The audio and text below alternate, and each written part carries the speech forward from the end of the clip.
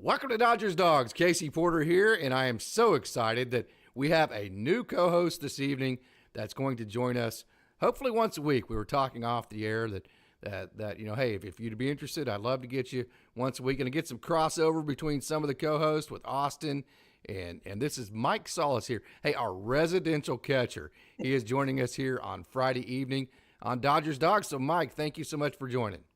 Thanks for having me, Casey. Okay, so first of all, let's just kind of introduce yourself. I know that you've written a couple of stories. They have been just simply fantastic for Dodgers Daily. So introduce yourself so everybody here in Dodgers Daily Land will know who you are. Yeah, not a problem. So I'm Mike Salas. I've been playing baseball through my youth, all the way through high school. I was a catcher mainly. I wrestled for a long period of time. Oh yeah, also. really? So, That's cool. So I was a big time wrestler. I actually got a bronze in the Junior Olympics in California for my wrestling abilities. And nice. I've been a fireman for about 30 years now. So. Oh really? In the Los Angeles area? No, Santa Barbara area. Santa Barbara, fantastic. Yeah. So do you follow any of the college baseball in that area, like UC Santa Barbara or anything? I go to a couple Cal Poly games, and I'll go to UC Santa Barbara games. Yeah, those are cool. I coached my daughter in softball, and so we used to go to Cal Poly quite a bit, because they had a really good softball team. So we would go up there quite a bit and watch them play. Yeah, cool. Okay, so I know you were there at game 2, I believe, of the NLDS. So I know you wrote a firsthand account of that, and we got that on Dodgers Daily for anybody who wants to see that. But go ahead and, hey, we have it written. That's one thing. We got you right here in front of us. Go ahead and give us your account of what that was like. I know that was really cool. Well, I've been going to Dodger games for virtually my whole life. My family's been a big Dodger fans forever. My daughter, my wife and I usually go about almost 10 games in a year. We go to spring training every single year. Yeah. The NLDS was super fun. The atmosphere was amazing. Actually, when we were in line, I got to see another content creator that was right in front of me. Nice. He was probably about 4 people in front of us. And he does a lot of Dodger content also. That was, kind of cool to see him. Who was that? He does, God, why am I drawing a blank? Was it Tim? No, it wasn't. I've met Tim a few times at Quakes games. God, I'll get back to it. Yeah, we'll get back to it.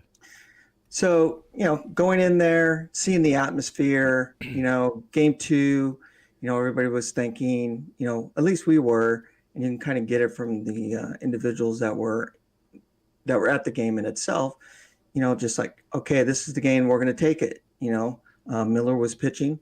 Which was going to be really good. This is going to be his first time. Had you ever seen Miller pitch in person?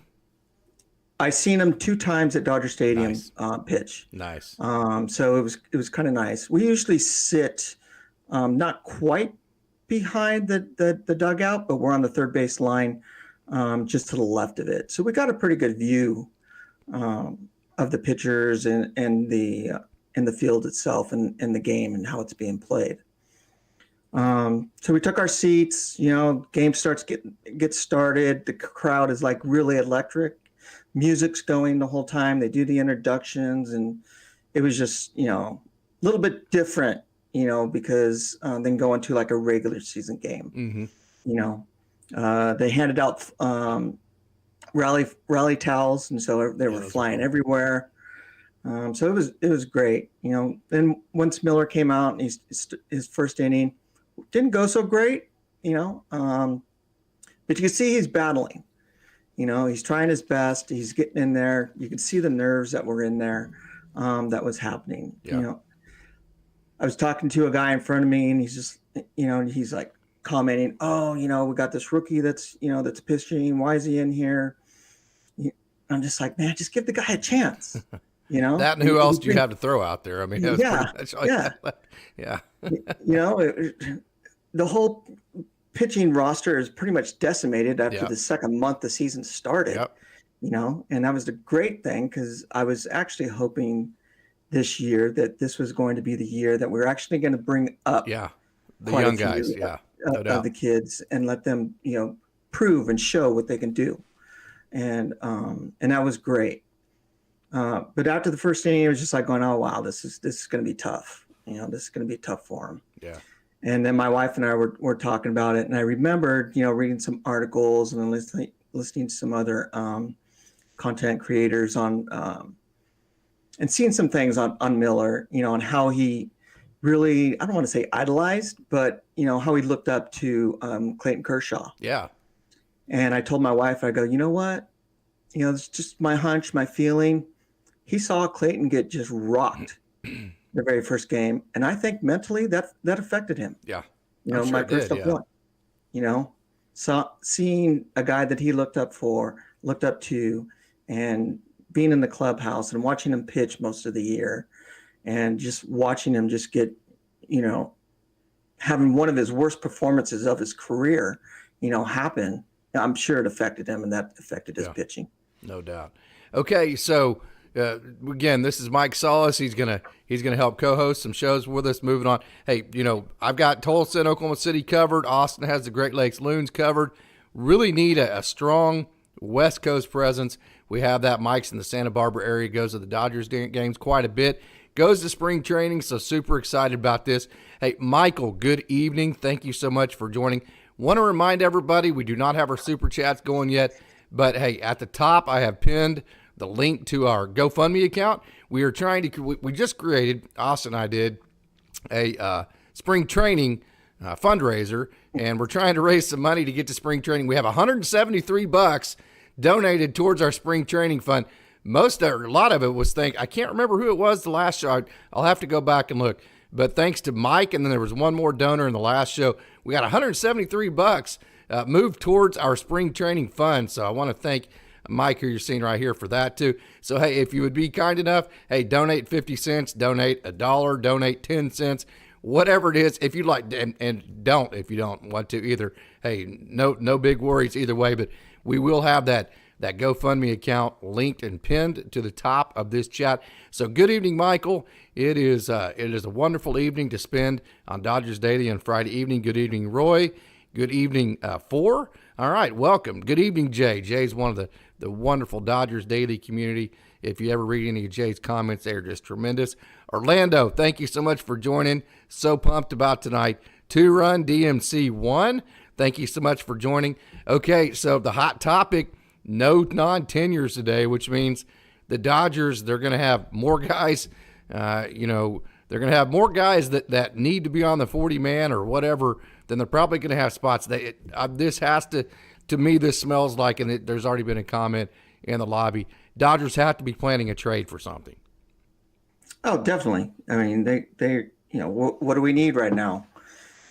Starting pitching is one of our biggest things that we've been talking about, since, everybody got hurt, this year, in the second month of the year. We got Bueller that's been out, with his second Tommy John surgery. We got Dustin May that's out, who his elbow surgery didn't go, as planned. Yeah. That was there. We got Gonsolin that's out.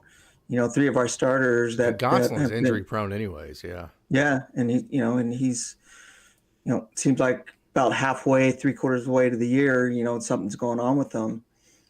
So yeah, we definitely need starting pitching, and with the trade line coming up, there's quite a bit of folks that are on the trade market, in the MLB and in international.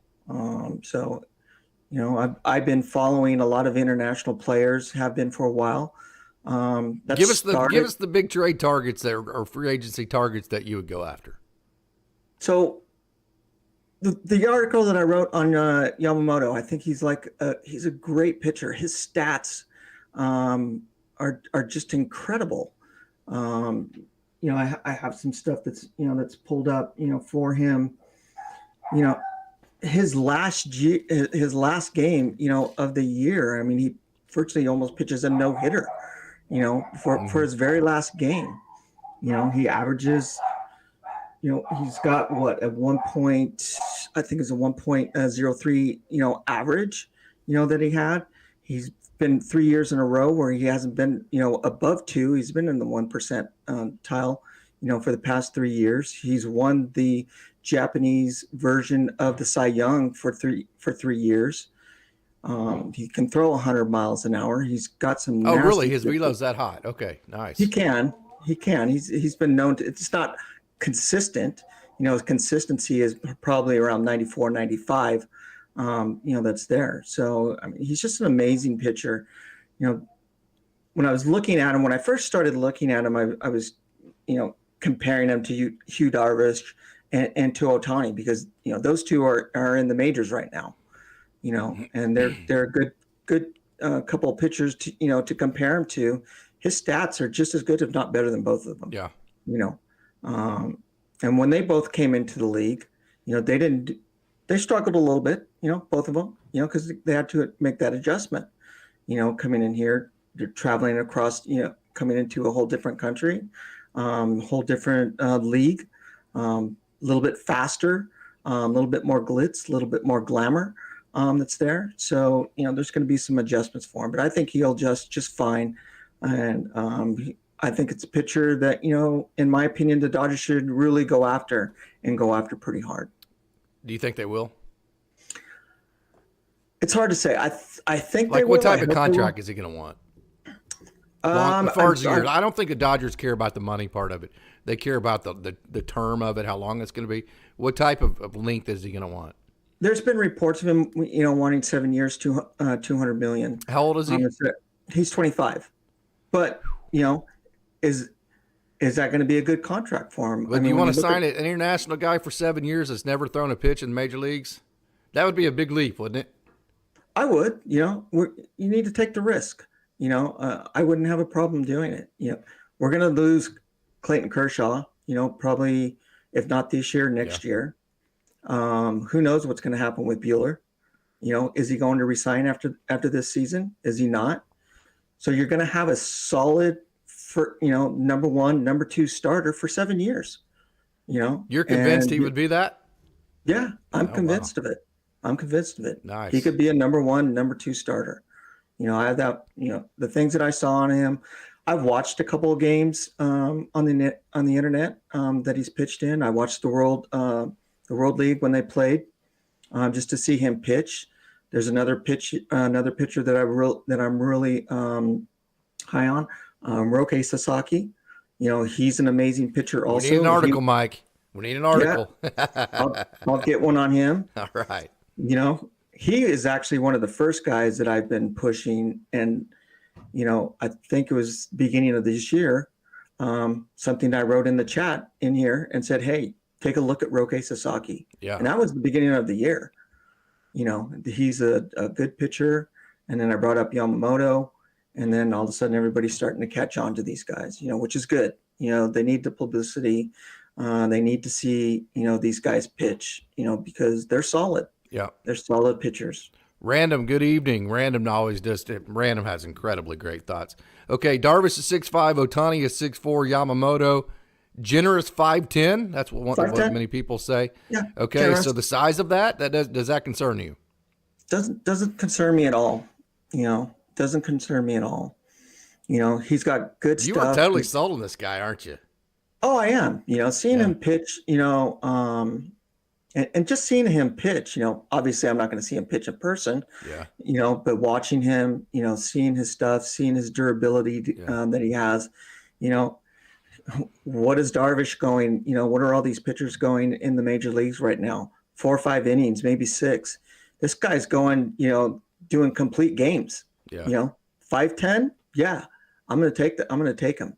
He's to a play scrapper. the contrarian, I would have a hard time myself personally, especially seeing all the great arms we have in the Dodgers minor league system, the amount of cash we always have available, the amount of prospect capital that we have to go out and create trades. I would have a difficult time giving more than 3 or 4 years to a guy that I know you're sold on him, and I'm sure whoever picks him up will be sold on him too. But I just would have a hard time giving that kind of length to a guy that has never pitched in the major leagues. That's my contrarian viewpoint on that. I would like to hear the lobby's thoughts on that. This would be a great conversation to have. What do you think? Would you give it as good as Yamamoto is? You heard it out of Mike's mouth. Hey, he has all the ERA, he has the durability, he has the fastball that can reach 100 miles an hour. But then, from my contrarian viewpoint, hasn't pitched in the major leagues yet. And do you want to give 7? Michael says maybe 8 years to a guy that you have not seen get a major league out yet. Would you give that? Say, hey, let's get a good conversation going in the lobby. This is going to be a great show. We already have a great lobby going. I want to thank Mike for joining so much. He's going to fill, Austin fills in all the numbers and statistics. Austin's just such a wonderful baseball person. He knows all the players on all the other teams. He does a great job of filling in all the holes that I have. Mike is the same way, just with Mike and I's communications over the years. He always has viewpoints that I've never considered that I'm like, man, that makes a hell of a lot of sense, that kind of thing. And he always has players that he evaluates that I don't even know who they are usually, and that they end up being really good players. So I am so pumped to get a new perspective into Dodgers Daily and to hear Mike's perspective. So, hey, we're going to have a good time tonight. Hey, 4 very good. Yency Almonte will be back. Yes, and by the way, I'm glad you said that, because if you have been paying attention to Dodgers Daily, Mike will tell you this, because Mike pays attention to Dodgers. Hell, he's a part of it, okay?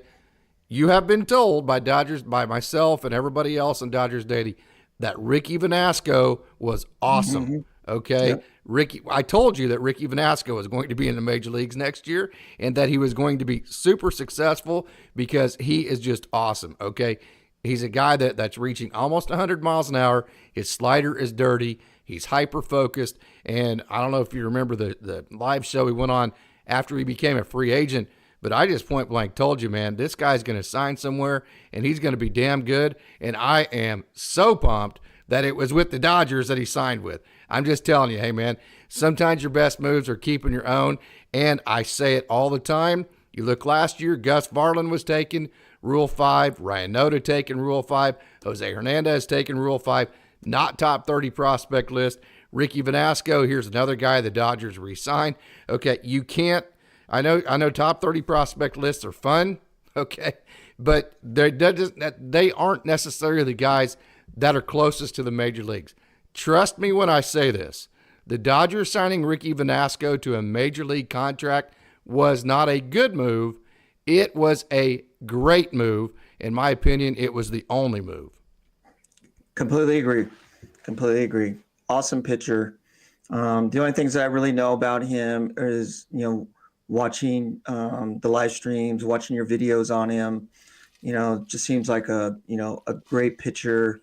And I'm glad that the Dodgers re-signed him or signed him too, and bringing him back. I think he's going to be a big asset to the team. I just hope they bring him up and let him pitch. Yeah, and they will. Yeah, they will. That's the thing that I'm hoping for, is they don't just some of my slang that I have we all have the same slang, Mike. It frustrates the hell out of all of us. So. Comes from the fire world, so it's like I hope they don't rat hole them into the minors. Like they've done a couple of folks. Mark Washington, stuff, people like that. Yeah. And I like to see him, but I like to see him play. Don't just bring these kids up. Give him some time. I was really disappointed in the Dodger organization about not letting Bush play.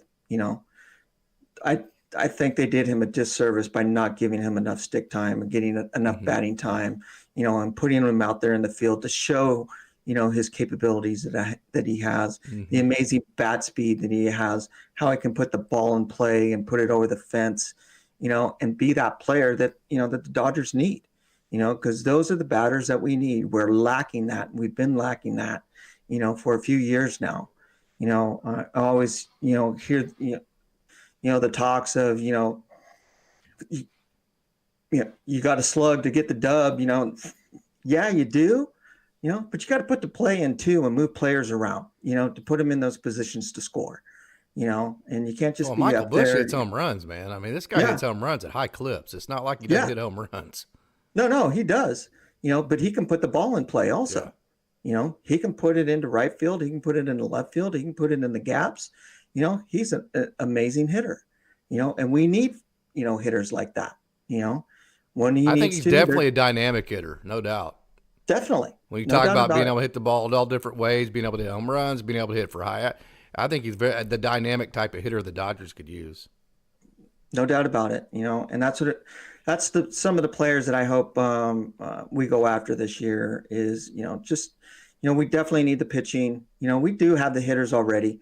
If they didn't get anybody, I mean, I don't think we're going to be hurting that bad, for it, because Do you want a corner outfielder, or do you want to turn it over to DeLuca and the rest of the prospects? I want to turn it over to the prospects. Yeah. I want to give these, I started getting into it probably about 2 years ago when I found you and I found Tim in your channels, and I was like, oh my gosh, who are these guys? Yeah, it's fun, isn't it? I've been going to spring training, and I'm just like going, who's this guy? Yeah. Who are these guys? I never even heard of them, And then once I, saw your channels and started looking into them, it's like, oh, he's from the AAA, team. He's from the AA team. He's from the single A team. Now the names and the players, are starting to be a lot more recognizable to me. Being, I'm not that close to Rancho Cucamonga. It takes a day to. It doesn't take a day to get down there. It takes about 3 hours, to drive down there. But I go down there and been to a few games down there, and it's amazing. The atmosphere is fun. Everybody that's in there, it's probably one of the most family-oriented stadiums, that I've been to, to where they cater to everybody, cater to the kids. The players are right down there in the field, on the left, the left field line, where the pitchers warm up and stuff. There's kids out there with autograph books and, and sheets of paper, baseballs for for everybody to sign. And they do not even hesitate to go over there and start signing that stuff. So it's amazing. So that's how I'm not totally educated in the prospect portion of it. But I'm starting to, and I'm going to start and I'm starting to get more into it. Yeah, no doubt. And by the way, talk to Peyton Martin today. I'm going to be releasing his interview next week. He is an absolute rock star. I love talking to that young man. That was a super fun interview. Also talked to Ricky Vanasco, and hey, believe it or not, his wife is 36 weeks pregnant. So I said, hey, dude, I will just contact you sometime in January, and we'll see if we can hook up for an interview. And he said he would be glad to do that.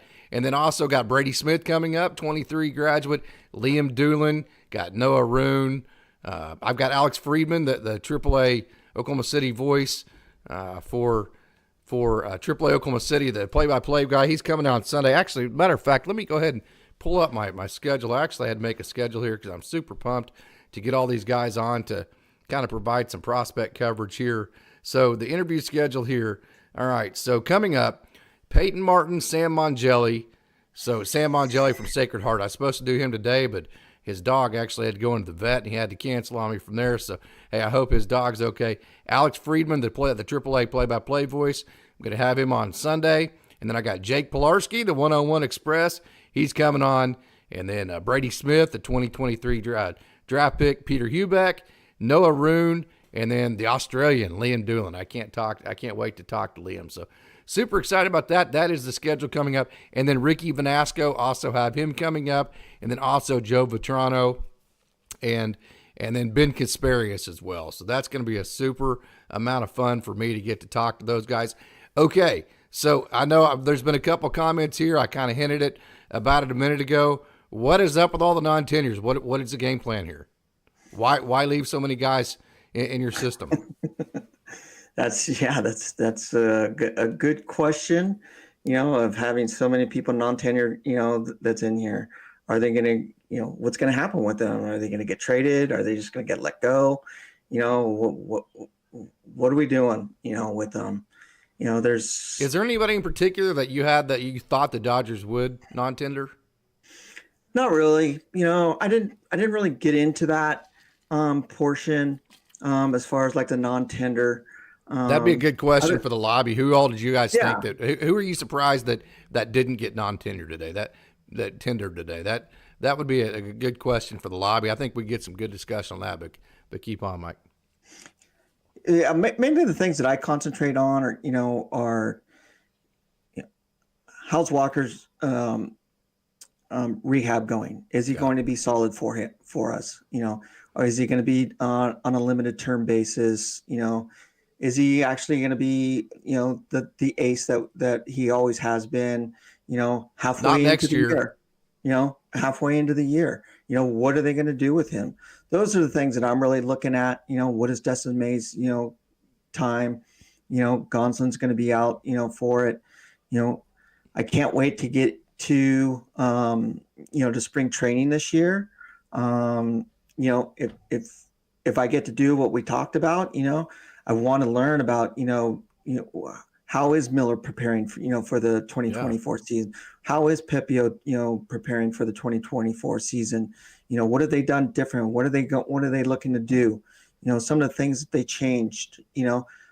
What were the lessons learned that they from 2023 that they can take into 2024? Those are the things that I'm really looking for, and looking at. I'd love to talk to Diego Cartaya, and get his mindset as where he's at. And, I had a chance to talk to him, but it was in the midst of such a struggle for him. Yeah. I just didn't even want to put him in. I knew he didn't want to be on camera, so I was like, I'm just going to leave this dude alone until things get better for him. So hopefully next year. And I understand that. There's a lot of pride that's there. Coming from that culture, it's nothing but pride. That him and I have, and we have a lot of pride in the work that we do, and the things that we do. That's one thing that I didn't. Are you Venezuelan? Well, Hispanic descent. Yeah. Okay.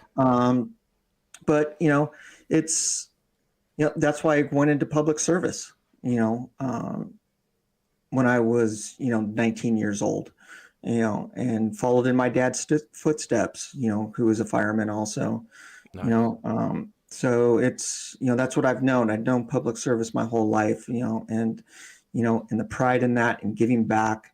And that's our culture. That we have. And I think those are the things I'm looking at and really concentrating on. The lobby agrees with you. Michael says Yamamoto is exceptional. Jay says 8 years if it's a creative contact, not that I know what exactly. I watched video on Vanasco, and he has crazy stuff. If you just go to my Dodgers Daily Twitter and you do an advanced search, just search, and the advanced search, go to Ricky Vanasco, and then put from Dodger_Daily. I have probably 25 to 30 videos of his performances this year, and you get a really good perspective of exactly how good he is. He is just simply tremendous. And again, I want to congratulate him and his wife for getting ready to have a baby. So that's, he's been dealing with this free agency thing, of which has been very stressful for him. And then he's been dealing with his wife being pregnant. And so now, hey, he signed with the Dodgers. He's got the contract, the major league contract. Hopefully the baby will come and everything will be good and safe. And it'll be good whenever we start next year and he gets going. Hope Varland starts the season on the major league roster. I think if you follow Dodgers Daily, I am one of his biggest fans. That dude last year, so he went to Milwaukee, got taken to the Rule 5. His first 7 outings were just awesome. Okay, and keep in mind he only had 8 outings. So he got hurt, went on the IL for a while, came back after the IL, literally only had 1 bad outing. Okay, they DFA him, they sent him back to the Dodgers. You guys saw it with your own eyes. That 98-mile-an-hour fastball with that arm side run to it and that slider he throws, that is major league ready. Would you agree, Mike? Totally agree. Totally. There's quite a few pitchers, that you've done articles on and that you've interviewed, that are major league ready, that can contribute to the team that we have now. So yeah, I completely agree. There's a lot of talent, that we have, not just in the AAA, but AA also. And then once we start getting, the single A and those guys get more comfortable in learning the system, and getting comfortable, into a new system that, that the Dodgers have, and they move up, they're just going to be just as good also. I'm trying to look up some Michael Bush defensive highlights from 2022. I know I have them on here. I'm going to go ahead and this one says highlights, so I'm going to go ahead and play it, and I'm going to move that over. Okay, because the next question is about Michael Bush, and the question is, where would you play him to get consistent at bats, which is a great question. And, okay, so here's the thing about Michael Bush. He grew up playing hockey. He grew up being the starting quarterback on his high school team, and he grew up as an all-state shortstop. He actually got recruited to North Carolina, which is an elite baseball program at the college level, to be a shortstop. The problem is, if you've ever seen a roster of North Carolina, they are absolutely star-studded.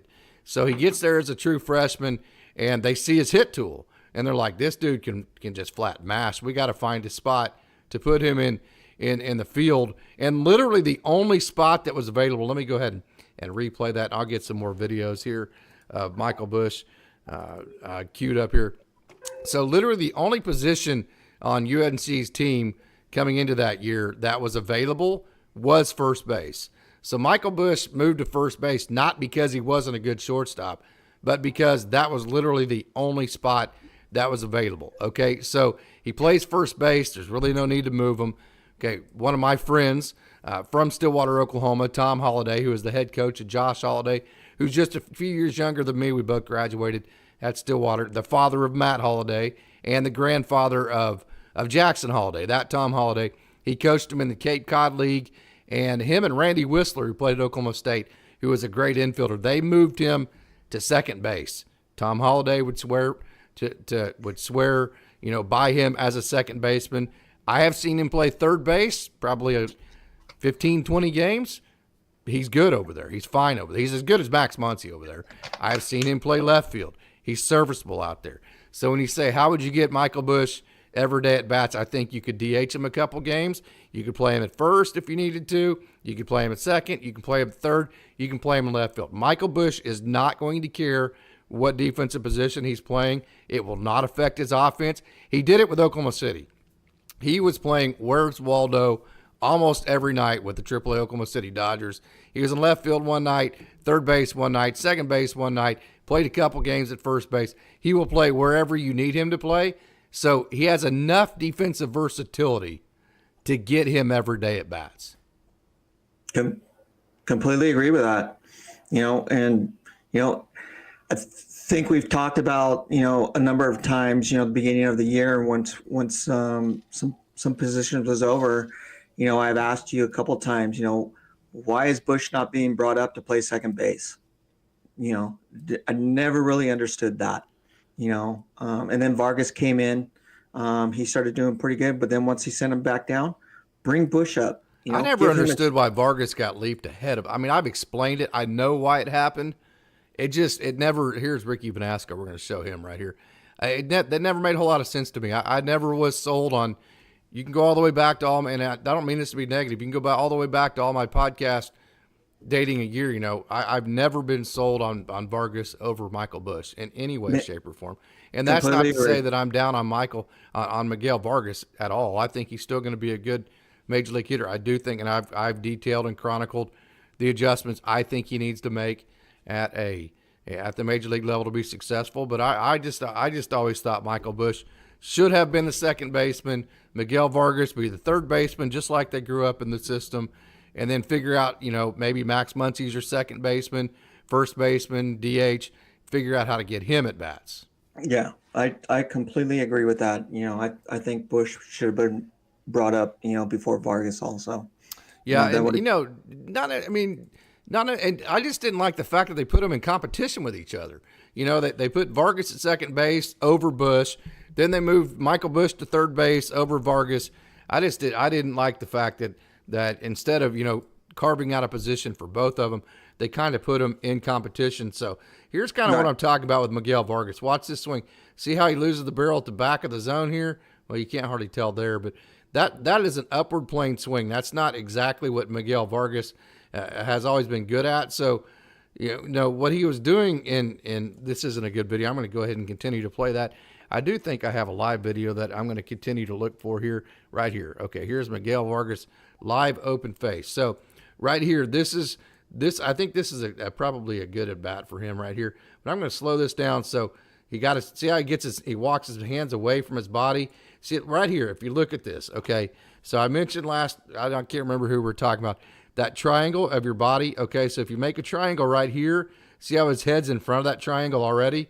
So that tells you right there because, okay, so with every action, there's a reaction. So if your head goes forward, then your hands are going to have to drop here and make a pinwheel. So adjustment number one is he needs, and as a matter of fact, we mentioned in the last show that when you load, you want that head actually slotted with the back side of your body and at about a 60-40. You want about 60-40 weight on the back. As a matter of fact, he's about 60-40 on the front. So there's problem number one in the load. That's going to cause a situation to where as the head moves forward, then you're going to have an opposite reaction and you're going to pinwheel the bat from there. And see how right there, he looks jammed. Okay. I mean, even taking a pitch right there, that is a high and tight pitch and he looks totally jammed on that pitch. And a lot of times you can tell, where a hitter's at just by watching them take a pitch. So Miguel Vargas right here. Okay. Let's watch him. That's a pretty good position there. See how the knob of the bat is pointed down to the ground, and then he comes through. Now look at his head right here. See how his head's out in front? That tells you right there that he's lunging at the baseball. His head ought to be slotted in the back of his swing right here. So that tells you that he pinwheeled, and then the head went forward, and because of that, that creates a loop in your swing. Okay, a loop to where if you can get inside of that loop, you are going to jam him and make it hard for him to get to that inside pitch. And that has been Miguel Vargas's issue. That was his issue. And here's, you can see it really good from behind here. That was, of course, now here's the big question. And I would like to get some of the lobby's thoughts. Here's another look at that from behind. Okay, so watch here. This is a left-handed pitch on the outer half. Well, it's kind of hard to tell with an outer half pitch, but you can kind of see him go around that ball. So the question is, and I would like to get Mike's thoughts and the lobby's thoughts on this, is that loop in his swing that I'm talking about, is that caused by his hand injury, or is that caused by, just maybe he started pressing, or he started trying to hit it, lift some balls, he started trying to hit some home runs, because that's the Dodgers one. What do you think, Mike?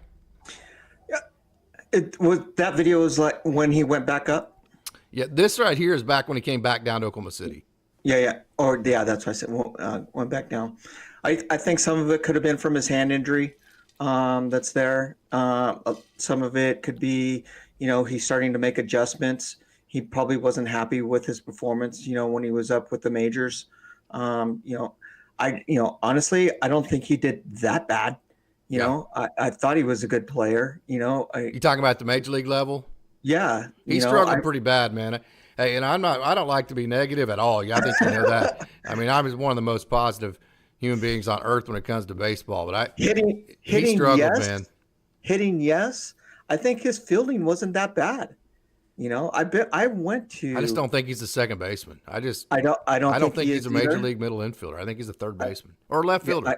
I've seen him in left field probably play 20, 25 games. He would be a really good major league left fielder. I do not disagree with that. And the games because I saw him at 3 games that we went to. Yeah. And, his footwork was good. He made plays. He hit the ball a few times, when we were there watching him play. Struck out, a few times. But, the games that I saw him in, I was just like going, wow, okay. Here he is. Comparing him to Bush, I think Michael Bush probably would have been, a little bit better, in that a little bit more consistency. That's a good swing right there. Watch that swing. Yeah. See how he stayed inside that ball, and guess where this ball went, Mike? See, you notice on all the other balls he was pulling the outside pitch. Watch this. This is Miguel Vargas' swing. Okay, see how tight his hands are, and then just see how his hands stay inside that ball, and look how easy he gets to that ball. And then guess where this ball goes? Right center.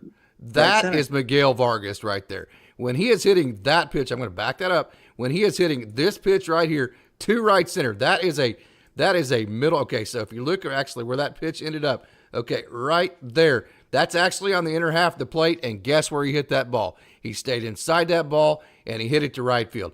When Miguel Vargas swings the bat like that, he has an elite hit tool. And by the way, you saw him run right there. He is a very good athlete. Very good athlete. And he, see that double right there? There's another one. That's actually a different hit. Well, I seen that in person because this is the game that we were at. This was the example. Oh, nice. Really? This was one of the examples that I was bringing up. This is one of the games that we were at, and I seen him hit, and I'm just like, wow, he is hitting pretty good. He put the ball into play, and he's able to dead run. Center, man. That's an outer half pitch. He just pulled that thing hit that thing to dead center. That's 410 feet. Yeah, that's a pretty good poke.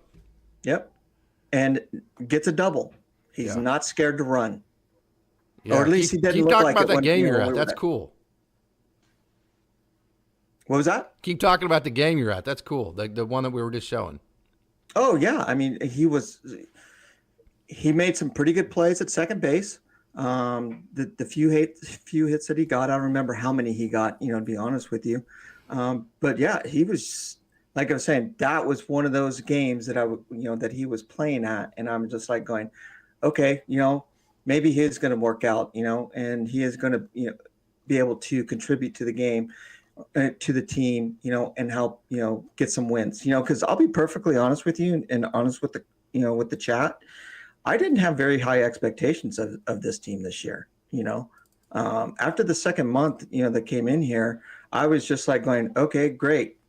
And I know this isn't very popular, with the Dodgers organization and the Dodger fans in itself, I was hoping this was going to be the rebuilding year to where we bring up all these guys, and give them time to play.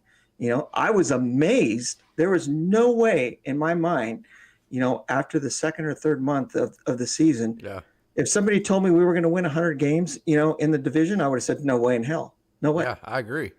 No way. There's no way. I was thinking maybe 82, 79 games, and I was good with that as long as we bring these kids up and give them. We would have been better off winning 80 games and using all the kids and still making the playoffs. As it turned out, we would have been better off in that scenario. Agree. Yeah. So the question here is, how do you get Michael Busch every day at bats? And one of the suggestions from Jay was platoon him and Johnny DeLuca in left field. I would go the opposite way around that. I would platoon Miguel Vargas in left field. I think Miguel Vargas is your left fielder. Miguel Vargas is a substantially better left fielder than Michael Busch. Right now, as we speak, I would swear on the Bible with that. From what I've seen with my own eyes, which, not a ton of evidence, probably 10 to 15 games each out. Well, more for Miguel Vargas. I've probably seen Michael Busch play 10 to 15 games in left field. I've probably seen Miguel Vargas play 20 games in left field.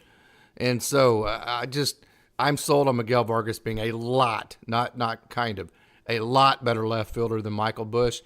And matter of fact, I think if you put Johnny DeLuca in right field, you put Miguel Vargas in left field, I think you'd have a damn good major league outfield defensively. I think that, and somebody said I left out DeLuca the other night talking about right fielders, and I didn't mean to. I kind of think of DeLuca as a left fielder / center fielder, because I don't think I've ever even seen him play right field with AAA Oklahoma City. So I think Miguel Vargas is your third baseman, your left fielder. He can play some first base. Don't forget that he actually came up playing first and third base, through the system, lost some weight, got to be a better athlete. Just kind of lost some weight's not the right way to put it. He grew into his body, if you will, turned into a great athlete. So I think Miguel Vargas, if he hits, you can find some platoon spots in left field for him. You can find some platoon spots. So say Miguel Vargas platoons a little bit for Max Muncy, at third base. He platoons a little bit for Johnny DeLuca in left field. Michael Busch plays some, there's all sorts of different creative ways that you can get this done. So that's kind of the way I platoon Busch and DeLuca in left field. That's what we just answered here. Okay, looking at the 40-man, I was thinking about 3 bullpen arms were vulnerable. That's kind of where I was at too. Victor Gonzalez was one of them that, so I can tell you about this. Let me get to Vic here in just a second. The problem with Victor Gonzalez, and he was kind of up and down with LA last year. Let me get to some of his video. Hold on one second here. Victor Gonzalez, right there. Let's get to him. Okay, so he finished really, really, really strong. So Victor Gonzalez was simply fantastic through what, about, probably all the way till the beginning of July. And then, he had a couple of rough outings. And then he was really, really, really good to finish last season. So your last memory of Victor Gonzalez, matter of fact, I'm going to pull some stats up on him. Your last memory of Victor Gonzalez, let me get the game logs up. Give me just a second here just to kind of go prove my point, or I'm going to disprove my point. I'm not exactly sure which way I'm going to go here. And hey, whichever. Okay, so right here, looking at Victor Gonzalez, okay, if you look at October, September, and August, okay, he had 1, 2, 3, 4, 5, 6, 7, 8, 9 outings. 9 outings, and in grand total, that is 8, that is 9, that is 10 innings. So 9 outings, 10 innings in the last, since August 13th, his first performance in August, he gave up a grand total of 1 run. That's at the major league level. So there's a perception because, he was out for quite a while, and then, and he gave up the 3 runs on June 28th. So he had back-to-back performances that he gave up 3. Actually, he gave up 3 runs in 3 performances out of 5. So you kind of remember that middle part of the season. As far as Victor Gonzalez, you forget, though, that the end of last year at the major league level for him was really, really good. So, hey, I'm not surprised at all that they kept him because, first of all, he's left-handed. He did a great job getting himself in shape, working his body last year, and quite honestly, he was very effective. Overall, his ERA for the Dodgers at the major league level, you ready for this? 2.70. Okay, so Victor Gonzalez did a good job at the major league level last year. My opinion. What do you think, Mike? Oh, definitely. I think he did really good. Victor Gonzalez kind of reminds me, when it comes to relief pitching of like Vesia. They don't start out too well in the very beginning. I mean, because the last 2 years, Vesia had to be sent down to AAA, to figure things out also. Yeah, I got to see him quite a bit in Oklahoma City last year. Yeah, and he struggled, in the very beginning. And it seems like once they go down there and they start figuring things out, they come back and they just are pitching, a lot way better than what they were. Last year, Gonzalez, had a little bit some consistency problems along with with Vesia. Victor, figured that out. He was a lot more consistent, the second half of the year, to where he was able to have the stats that you just mentioned, and again, I watched him pitch, a couple of games, this year, and I was, wow, he's back. It's like Brewstar. Matter of fact, I was talking to Scott Hennessy, the AA manager, in June in Wichita. And, he knows Vic, obviously he managed him. So Scott and Vic are tight. And he actually mentioned, hey, man, doesn't Vic look good this year? That's how good Victor Gonzalez was pitching. And that was like June 8th or something like that. Yeah. Same with Brewstar Gratterall. His year compared to last year, night and day, in my opinion. Yeah. Night and day, everybody, So what is it about Gratterall that draws the ire? I would be curious to know. I can't show very much of this because this is major league clips, so we're not going to stick on the video of. But what is it about Gratterall that draws the ire of Dodgers fans? Do you think? I don't know. I mean, I've always been a big fan of his. Honestly, I can tell you during the NLDS of this year when he came in and pitched, he was the only guy out of the whole team that came off the field and was fired up and was trying to fire that team up. Everybody else had their head down, and it just didn't seem like they wanted to even be there and play. Yeah. And it was really kind of sad to see. We got into, I think it was like, what inning was it? Was it the 6th, 7th inning? When we went on that big rally and, and tried to, and started to make the game a lot closer, and everybody in the crowd was like going, and I think some of that came from Victor Gonzalez being, in down there and firing folks up, or Brewstar Gratterall, sorry, in there firing up, the team that's there. He's got some, what has he got? 1, 2 pitches, 3 pitches, Yeah, in his little cutter, arsenal, that he 2-seam throws, cutter. And he just got that this year, which helped him out quite a bit. And he's not throwing 100 miles an hour every single pitch, that's there. Should he be the closer? Because that's always been the talk for him. Is that our closer? Is it not? Is it Phillips? Is it Brewstar? They could be the fireman. He can come in one game, he can come in another. Maybe they can work both ways. In regards to the closing and the fireman position, that's coming in. So I'm really curious, and I really want to see. And this is I got a couple things for spring training for myself. Nice. I've always been a Blake Triton fan. Yeah. I want to see him pitch. I want to see what how he looks. Does he look the same before he got hurt? What is his approach like? What is his? Does he still have those pitches? Does it still have the movement that that he had? When he threw his pitches. His changeup, his fastball. His 4-seam fastball. The movement that he had. Was just incredible. Is he going to be able to do that? Is he going to make, because, seeing some stuff on Walker Buehler and the adjustments that he made in his pitching style now is a little bit different than when he first came up. There's And, Trinan right there. This is one of his first outings back with Oklahoma City. This is his very first outing back in rehab. Yeah. Is Blake going to, make those,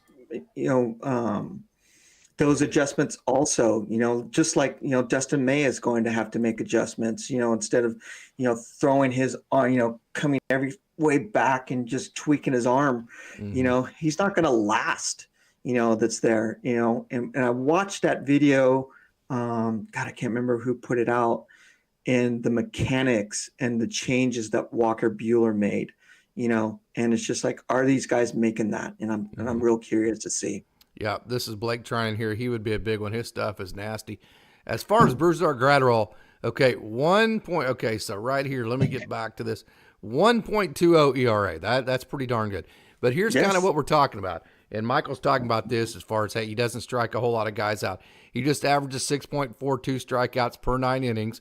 His strikeout rate, let me get back down to here. His strikeout rate is 18.7%.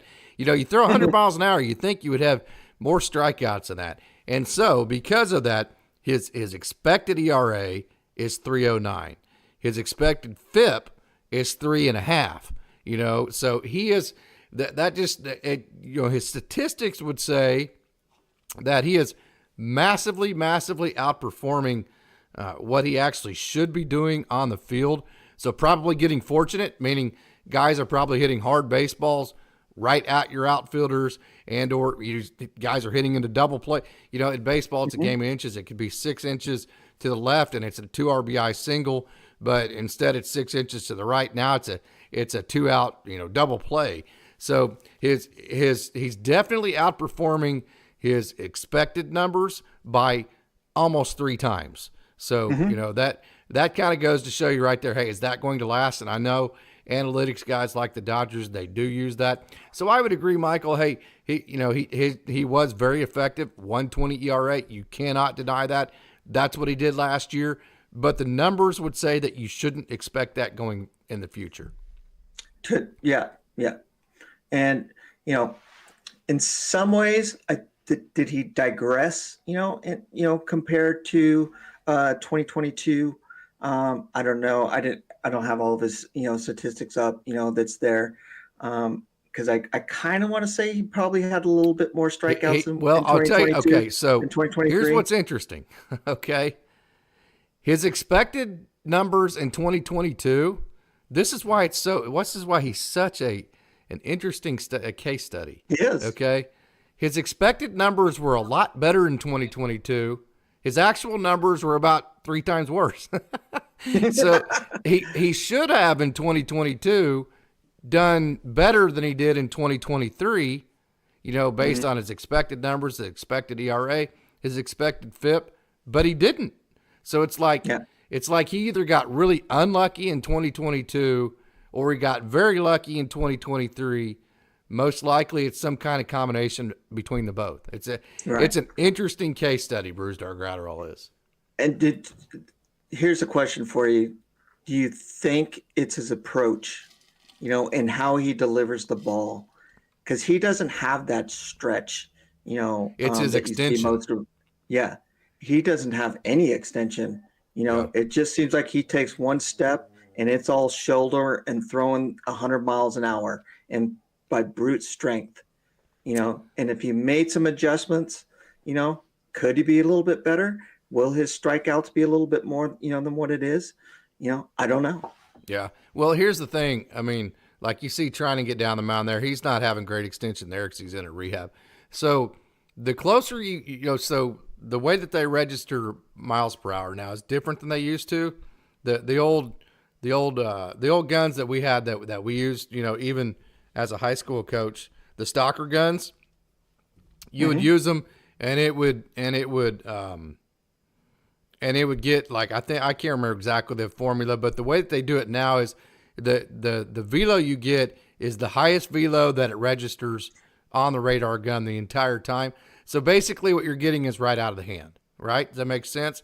Right. So if you don't have great extension, Brusdar Graterol's 100 miles an hour out of his hand is about, let's say that he get, 60'6", let's say that he's delivering at a 56, okay?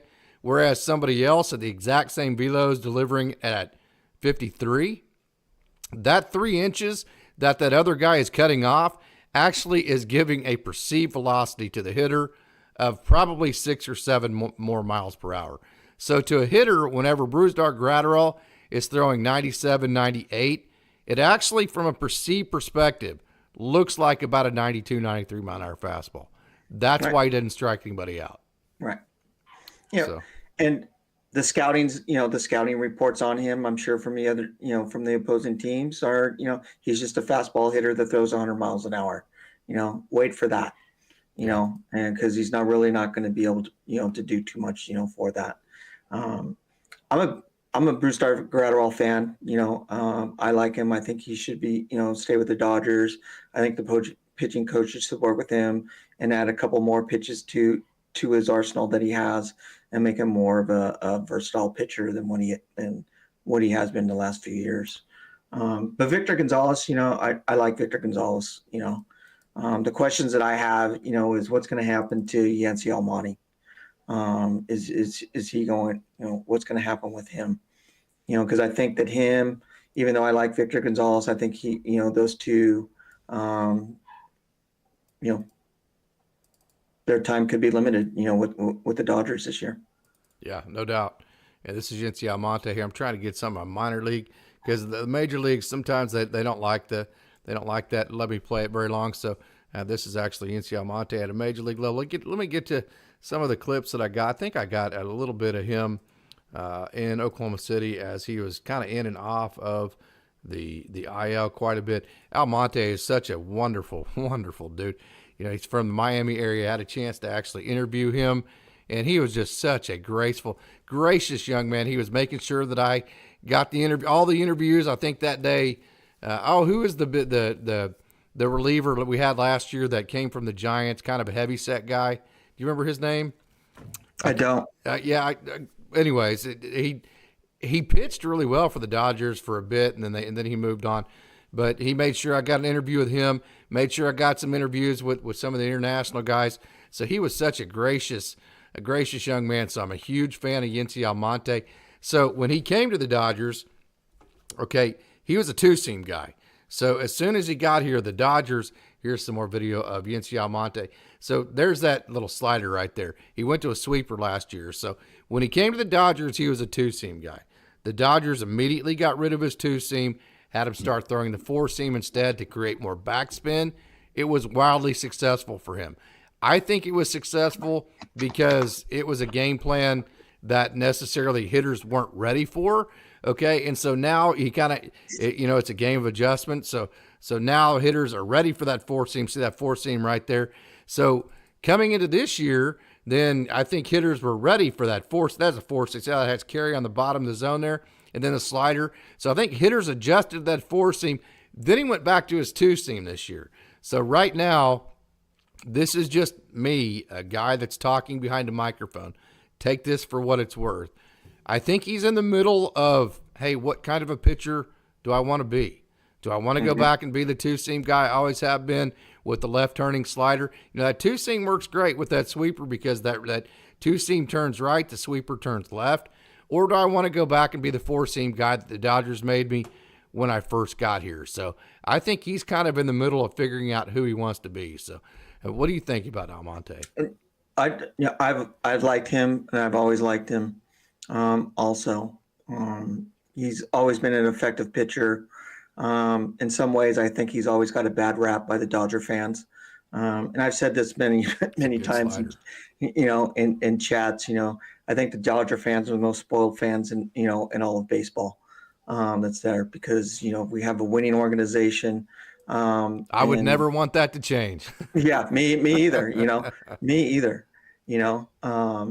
And so when players do not perform, to a level and they come out and have a bad game, and then it's just like, and this is just me talking, as a fan being in the stadium. Trade the guy. We need to get rid of him. We should have got rid of him last year. Yeah. And then he pitches, a couple of days later. Oh my God, I'm so glad Almonte's still with us. He's that's what I mean by we're spoiled. That's there. These guys, 162 games that they're playing, and some of them have incentives, that they need to meet. That's there. And so they're putting it out there all the time. Are they going to be consistent every single time? No, they're not. There's going to be times where, we saw it with Mookie Betts this year and the slump that he went to. We saw it, with Freddie Freeman and how he performed, in October this year, which is just like, wow, I was really surprised about that. Having our first baseman, one of our most consistent hitters, on the team. And what did he go? 1 for 13 or 1 for 16, in October? I mean, that just like floored me. I was like, wow, there's no way I would have ever thought that about him. That's there. So, Yency Almonte, I like him. He's always been a really good pitcher. He's come in and he's grinded. And he's went in there and done his job more times than not. Yep. What did you think about leaving Yarbrough off the playoff roster? That's an interesting move, wasn't it? Yeah, it was interesting. I just had a lot of questions, this year, in regards to that.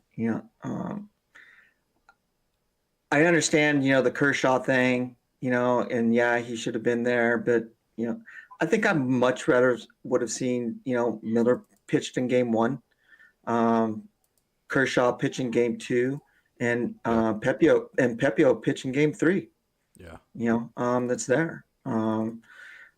Have Kershaw, and Sheehan, come in right behind him, if they need to. Pepio, I feel sorry for the kid. He didn't even get a chance, to pitch. In there. So I was follow him on Instagram. He's having a pretty good time right now, though. I think he's like in Italy or something. He's having a hell of a good time. Him and his wife. Yeah. So, but as far as like the 40-man stuff, some of the guys that I'm looking at is like, what's going to happen with Vesia? What's going to happen, with Victor? What's going to happen with Yency Almonte? And that's why, I asked you and Austin the other night, Gavin Stone, he's still on the 40-man, what's going to be happening with him? Is he going to be traded this year? I don't know. That'd be interesting to see. No clue. Yeah. Those are the questions and, some of the things that I look at, especially at this time of the year, and who's staying and who's going to be used as a trade piece. Another guy that I want to talk about and show tonight. I talked to him today. I love this young man. One of the first questions that I asked him was, what is the top end velo that you threw this year? Peyton Martin, right here. This is a 7. I have no clue how. Look at that dirty changeup. I have no clue how Peyton Martin made it all the way down to the 17th round. He's out of Clemens, North Carolina, Clemens High School. So I asked him, what was the top velo you hit this year? And he was real fast to say 98 miles an hour. Wow. And this is a young man. You can see him right here. I mean, he has a hell of a time trying to keep on weight. You know, I asked him, what's the one thing that you probably need to work on the most? And he just said, I need to gain weight. He's kind of in that Peter Hubeck category. Literally, they're both trying to get to 190 and stay there. I mean, he fluctuates down like into the 170s and stuff like that. So he's really trying to build his body up to about 190, but he's throwing 98 miles an hour how it is. So only, you know, that's top end, obviously. That's not where he's sitting. But imagine what this guy can do. He's still 19 years old. Okay, 19 years. Look at that slider. You saw the changeup. Look at that slider, the 98-mile fastball. And, you know, hey, the confidence, you know, along with the humbleness, it is all there. This guy is a rock star. I cannot wait to release his interview. So I wanted to show you some video of Peyton Martin. This is a guy that look at that fastball. I mean, you can just tell by the way the hitter's swinging at it. I mean, it just absolutely explodes. And if you look at that last hit right there to a lefty, this is why he's going to be, you know, so good. Watch the left-hander. See how it slides away from the barrel right there. Gets off the end of the bat. That's another reason why he's going to be. And look at that carry at the top of the zone, the riding effect. Peyton Martin, and then look at that slider. That's just absolutely nasty to a left-hander. This guy is going to be an absolute rock star. Did you get a chance to see him at all at Rancho, Mike? I didn't get to see him. Did you get to see Ronaldo Yeen any? The only person, I don't really remember a whole lot of the pitchers, is the one that sticks out to me the most is Diaz when he was the shortstop at Rancho. Willman? Yeah. Yeah. Willman can hit. Okay, so this is Ronaldo Yeen. This guy had, look at that. That is at 100 miles an hour. The pitch you just saw right there, I wanted to show you that pitch. This is going over and over and over. And then there's a two-seam. So he has a 100-mile-an-hour fastball, and then he has that two-seam right there. Look at that two-seam. See that movement on that? Okay, it's actually not even listed as a two-seam. Okay, this pitch right here that you just saw, watch this pitch move. 98 miles an hour. How are you going to hit that? Yeah. That guy, Ronaldo Yeen, this guy is just massively explosive. I'm just, of course, you know, I've talked even last time. Look at that slider, too. So you saw the left turn of the slider, the right turn of the way that he moves his fastball, and then the 100 miles an hour velo, and he's just a wonderful young man. Ronaldo Yeen is a young man that you need to put on your radar because he is really, really good. Hey, let's get to some comments here. Random Hero says that the Dodgers have a stacked schedule. Jay says he goes to a couple Rancho games a season. Such a cool atmosphere and awesome that it's a Dodgers team and you sit super close for cheap. A couple seasons ago, saw Diego Cartaya hit and he was amazing. No doubt. Hey, would like to remind you, as we go into this, we're going to go to 9:30. At the top of this, I have pinned our we don't have our super chats yet, but I do have pinned our GoFundMe account. If you would like to donate 50 cents, $1, $5, whatever you'd like to donate. Our goal, as you'll see, is $2,000 we're trying to raise to send. I've never been to a spring training ever. Neither has Austin. We were trying to raise some money to send us to spring training for the first time ever, to grab some interviews with Mike. Mike is going, and to catch a bunch of video and bring a lot of content back. That would be really cool. Do some live shows from spring training. So, hey, if you would like to help Dodgers Daily by donating, click that link that is pinned at the top of this lobby and give 50 cents, like I said, $1, $2, $5, whatever it is you feel like. Or don't give it all. That's perfectly fine, too. Dodgers Daily will stay free to the viewers and the consumers forever. That will never change. It will always be, you know, just a decision of yours whether you choose to do that or not. Okay, I'd love to get Adames and Burns. I would love to get Burns. Not as much Adames, in my opinion. Okay, so let's get to some more comments here. All right, stack schedule. Almonte seems fringe. Yeah, I could see that. Looking at the 40-man, I was thinking 3 bullpen arms would be vulnerable. Leaving Yarby off was tipping the front office's hand. Yeah, Platoon Bush and DeLuca, we talked about that. And Brusdar Gratterall doesn't strike anybody out. Speaking of Venezuelan relievers, what do you think of Eduardo Salazar. Let me cut it back to us. Eduardo Salazar. Okay. He is a 25-year-old that that is with the Reds, a young man from Venezuela. Last year, he made his major league debut, and I believe he threw in 12.1 innings. He had an 8.03 ERA, a whip of 170, 5 strikeouts in how many innings did I say? 5 strikeouts in 12.1 innings. Right. He's right-handed. The Dodgers have Ricky Vanasco. They have arm after arm, Gus Varlin. They have all sorts of arms in their system that I think would be better options than him. That's just my opinion. Couldn't agree more. I was when I saw that, I immediately looked them up, and it's just like, wow, 2023 were the only stats that I could really find on them, and they're the ones that you would that just stated that was there. And it's just like, okay, why are we making this move that's in there when we're just filled, in, single A, double A, and triple A, we're just stacked, full of pitchers that's there. So I don't know, is he going to be used for another trade piece, so they can keep some of the other folks into the system? I don't know. Yeah. Gus Varlin is a guy that don't forget about him. He's another one of those that he ended up on the injured list last year. But man, if you saw his stuff, the ride and run to here's Gus Varlin live, the way that his ball moves, you're gonna see it right there. There's the slider. His stuff plays, man. It's 90. I told you he was that right there. That's a 98-mile-an-hour pitch. He was hitting 98. I don't think I have it switched over. Let me go ahead. If I don't have it switched over, just tell me, Mike, if you're not seeing it. Okay, no, so there it is. There's Gus Varlin right there. Good slider. The problem with him is if he has problems, it's keeping the ball in the strike zone, but that's every single Dodgers reliever out there. This guy, Gus Varlin, his stuff plays. Very, very impressed with him. So, hey, don't sleep on Gus Varlin. He is a very good pitcher. So then you have him. You have Ricky Vanasco.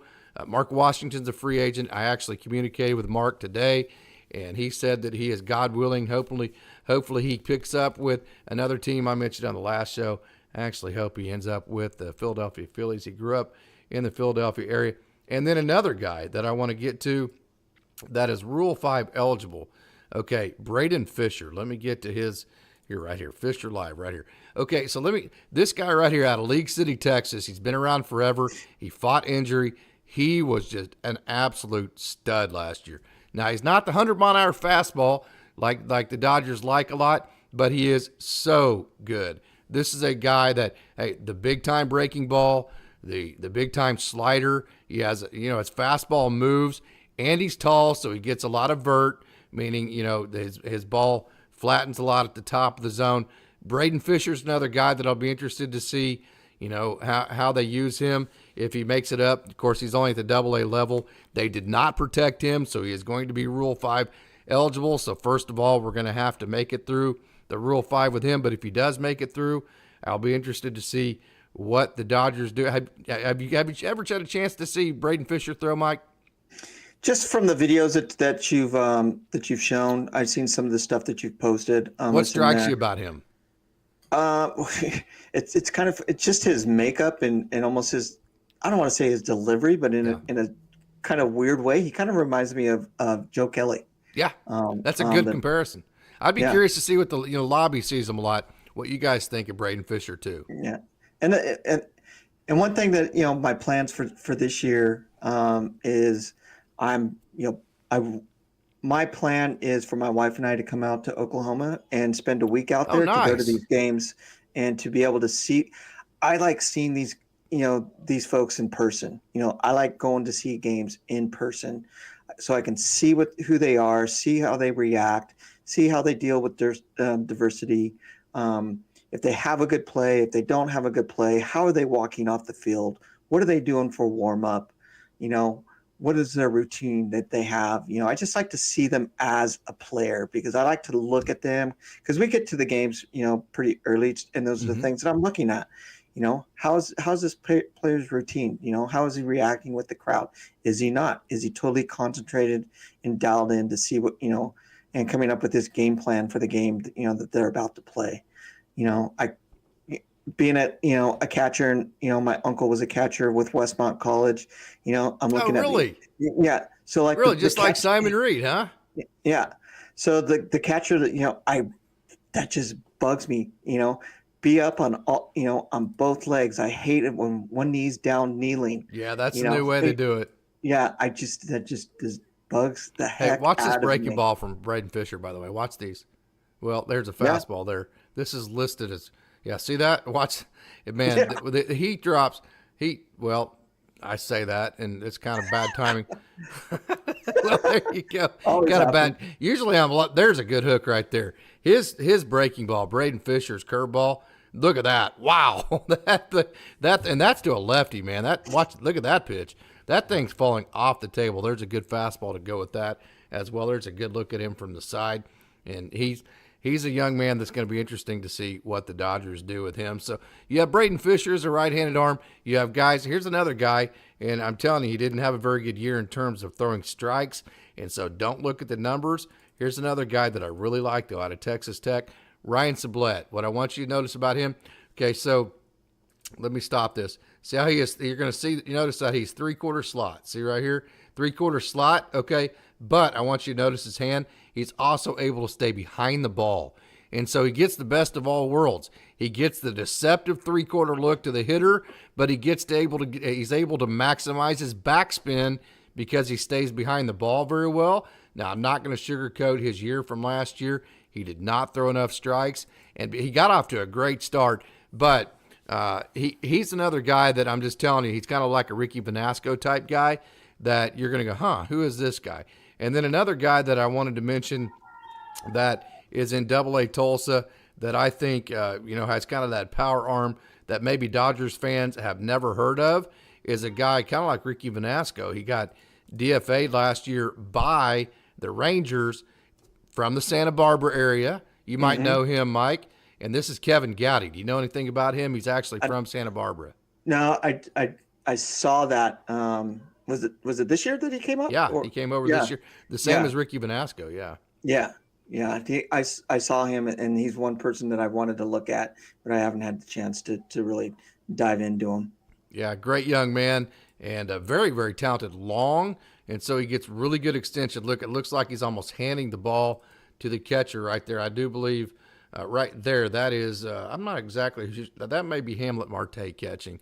It's either him or Latimer Chalo, who just became a free agent. But Kevin Gowdy's another right-hander that, hey, he was hitting 96, 97. I think he might have touched the 8 this last year, and he has that dirty slider, very competitive. And then another guy that I'm really, really high on, a right-hander that has maybe the best pitch in the entire organization. This pitch that I'm talking about is actually so good that I gave it its own name, the Conchinator, right there. See that slider? that slider from Antonio Knowles, I call it the Conchinator because he's from Key West, and he's very proud of that. And Key West, their mascot is the Conchs, and so I call his slider that is an incredible pitch the Conchinator. Let me see if I can get to some action deeper in the season when he is actually in Double-A. This is Antonio Knowles. Look at that. It's a good slide. See, that's his get-me-over slider. He can shape it differently. He can make it look like a strike. That is actually Jose Ramos in center field, young man who is very talented too. So Antonio Knowles is another right-hander. So, we've gone over Ricky Vanasco, Gus Varland, Braden Fisher, Antonio Knowles, Kevin Gowdy. So, there's a lot of talented right-handed arms in the Dodgers system right now. We talked about the lefties last time. So tell me what you saw here. Lobby, tell me what you think about the pitchers that I just went over. Mike, what do you think? So here's a question for you. Yep. When I see this and I look at all the content, that's out there, once I started getting into following the farm system that's there, one thing that has always truly amazed me about the organization is the excellent coaching that the single-A, the double-A, and the triple-A has. No doubt. That's there. These kids wouldn't be where they're at and be rated as top prospects in all of, the MLB system for years and years and years without the coaching system. And I'm really impressed by that. Yeah. And I know I'm totally went off to left field on that one, but I just wanted to put that in there because it's not really talked about a whole lot. No doubt. You were probably one of the only persons that I've seen that has interviewed some of these coaches. Yeah. That's there, and I truly appreciate that because they're a lot of these players that come up, and get into the major leagues, I'm sure they have a lot of respect and know a lot to all, their single A, their double A, and their triple A coaches that they had, whether it be pitching coach, fielding coach, catching, batting, whatever, the system that we have is always really truly blown my mind. Yeah. So Eduardo Salazar actually is on the AAA roster for Oklahoma City. I didn't catch that. So he's a sinker, slider, four-seam change guy. And if you look at his velocity, his sinker, let me get to it, 93 mile an hour on the sinker. His four seams, 93.5. So, yeah, he's not one of those power arm type guys. He's going to be more, in the range of maybe like a right-handed version of like a John Rooney, So he's not the power arm guy. So it'll be interesting to see how the Dodgers use Eduardo Rodriguez. To your point, Mike, the Dodgers, they went with a system where they had multiple pitching coaches. Like at Tulsa, it was Ryan Dinnick and Durno Linger. They actually had two pitching coaches. In High A Great Lakes, they had Dave Anderson, and I can't remember the other name, but you had Sean Coyne at the single A level with Rancho Cucamonga. So they actually went with two pitching coaches per level, and that is because you have so many prospects that are coming up and so many guys that need so many innings that so many times, especially in relief, you're like when you look at the High A Great Lakes roster, I mean, they have like 30 relievers and they all have to get work. So your second pitching coach is actually spending a lot of time, in sim games, just trying to be creative to get these guys enough work against live hitters. And so that's where your coaching really comes in, because in those sim games, your pitching coach really needs to be to be able to be a good judge as far as what these pitchers are doing and how they're doing. You think Kyle Hurt will be on the roster. He's already on the 40-man. We do know that. Let's get to some Kyle Hurt action here, and let's get to look at him. Will he start on the 26-man roster?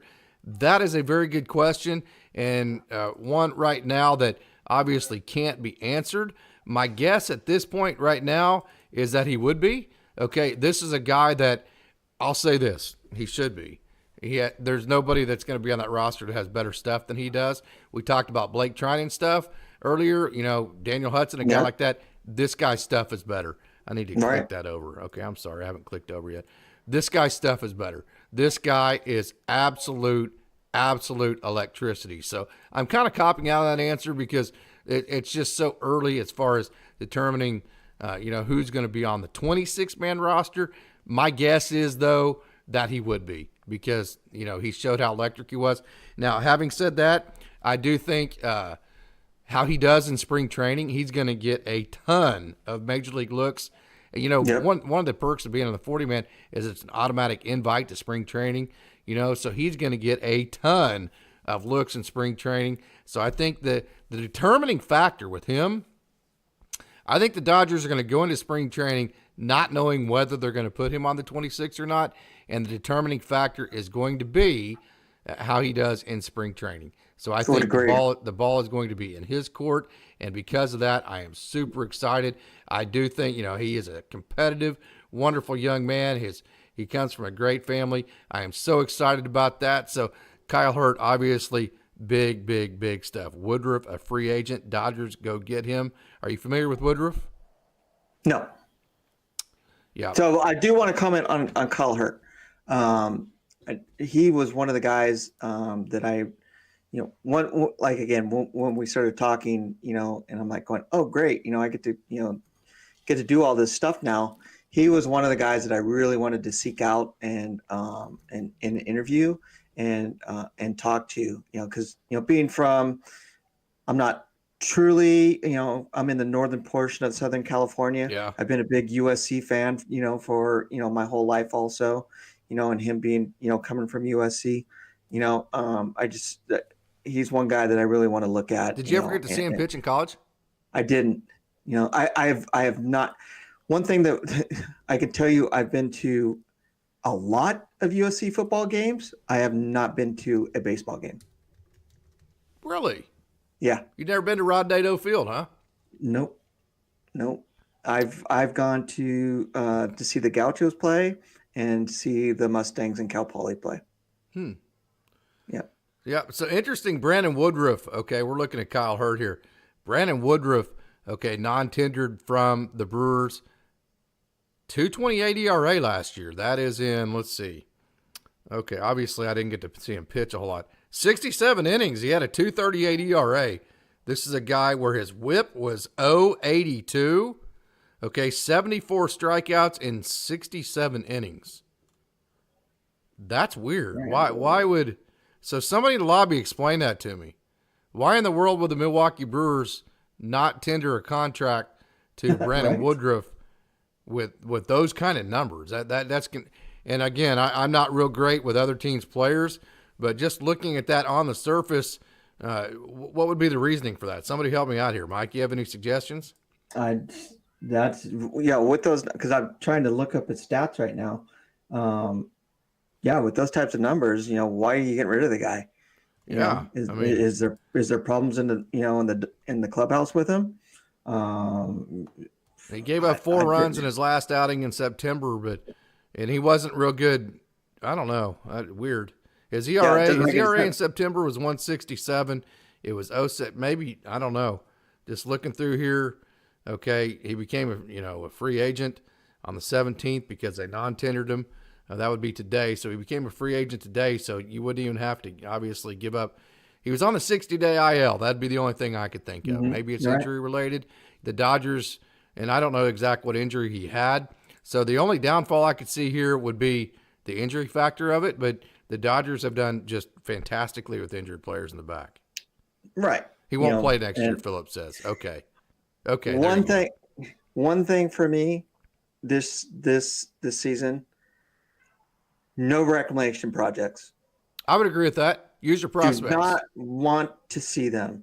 I am tired of the Dodgers bringing in these pitchers saying that we can rejuvenate their career and make them the pitchers kind of close to what they were, and they haven't worked out, and they just wasted time for like a Michael Grove to come up and pitch, a Gavin Stone to come up and pitch, a Ryan Pepio to come up and pitch and have a solid season, that's there. Yeah. I do not want to see that, this year. And I have a feeling that there's going to be a couple of them, because it seems like that, that's what the Dodgers, do quite a bit, for the money portion of it, for the contract portion of it.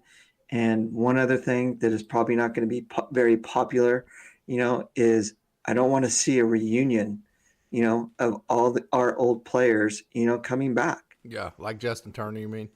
Cody Bellinger, that type deal. Justin Turner, Cody Bellinger, Jock Peterson, Last year was PK. He did okay. Yeah, we had all those guys. 2017, 2018, 2019.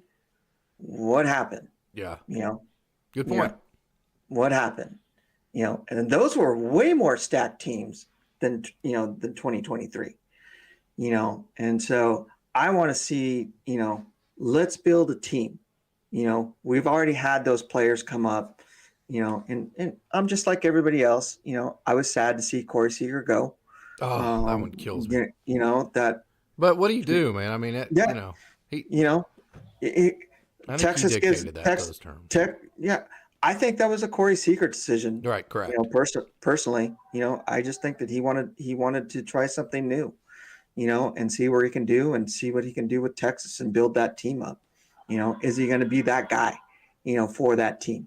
Because the Dodgers, there's Corey Seager, there's Mookie Betts, there's Freddie Freeman. He wasn't going to be that guy. In Texas, he is. That's there. So, yeah, I was sad to see him go. But I just, I want to see a different team this year. I want to see some folks that are going to be coming in here and build a team. And I don't want to bring back the reunion team, because we're just going to be right back where we are, possibly making the playoffs and losing in the first round again. Yep. I want to go to the World Series this year. No doubt. So, hey, Philip, you and Random, you guys have convinced me that going and getting Brandon Woodruff is something the Dodgers need to be seriously considering. This guy's good, and the reason, obviously, why he was not tendered is because of injury, of which that doesn't bother me because the Dodgers do very well with that. You put him in the back pocket for a year, and then you bring him out, sign a 2-year deal with him or whatever. I think that's something the Dodgers need to heavily consider. I agree with you, Philip, that Seager did not want to be a Dodger. I think we're all agreeing with that. So no doubt about it. I don't think anybody. I think we all agree that Seager did not want to be a Dodger, but I think some of us, like me, are just disappointed he didn't want to be a Dodger because he is such a great player. No doubt about that. So hey, this has been do what? I don't know if I would say he didn't want to be a Dodger. I just think that he saw a different opportunity for his career and for, and to build his brand. I think if we didn't have some of the players that were there, I think he would have stayed. Yeah. That's there. Yep.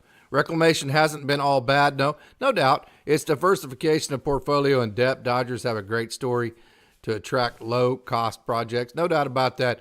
I mean, you can go all the way back to even Max Muncy, Chris Taylor, even Evan Phillips, Chris Martin, Yinsi Almonte, Ryan Brazier. I mean, there's been Andrew Heaney was another one last year. Right. So the Dodgers have done very well with the reclamations. But the problem, the only thing, and I'm not saying that they haven't been bad with reclamations. What I'm saying is they have so much talent right now that is at the major league level. I think in the past they've had a lot of talent, but it hasn't all been right there at AAA, like Miguel Vargas, like Michael Bush, like John Rooney, like Alec Gamboa, like River Ryan, like Nick Frasso, like Landon Knack, like Hunter Fiducia. You haven't had like 15 guys that all are budding at the major league level all at once. And so for every reclamation guy you get, that's less opportunity for those guys. So what do you do with the guys that are in AAA that are major league ready? He didn't give the Dodgers a chance to match the offer. I would agree. Hence, he didn't want to be a Dodger in my book. I would tend to agree with that. I think I understand what Mike's saying, but I think if he showed that he wanted to be a Dodger, I think the Dodgers wanted to re-sign him, and they would have, no doubt about that. Mm-hmm. So that's kind of where I'm at with the reclamation deal is that you just Johnny DeLuca. You have guys like Andy Pages getting ready to be healthy. Jose Ramos needs to be in the major leagues within 365 days. Ryan Ward is another guy. Drew Avens. You just have guy after guy after guy that is ready to make the major leagues, and so it makes it it just kind of muddies the waters. And so that's kind of where I'm at. Go get elite veterans or user prospects at this point. But hey, this has been a wonderful, wonderful lobby tonight. It's been a wonderful show. I've thoroughly enjoyed it. Mike, I've enjoyed getting a chance to talk to you.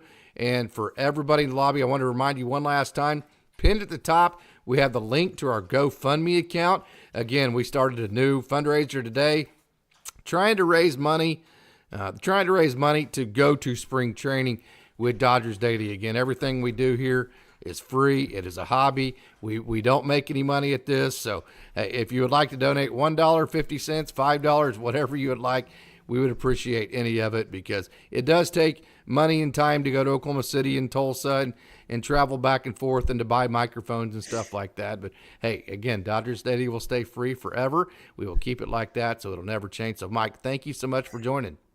Thank you so much for having me, Casey. I really enjoyed the time, and I look forward to doing more of these. And thank you to everybody in the chat. You guys do an excellent job as always with your amazing questions. For the panel that's here. Go Dodgers.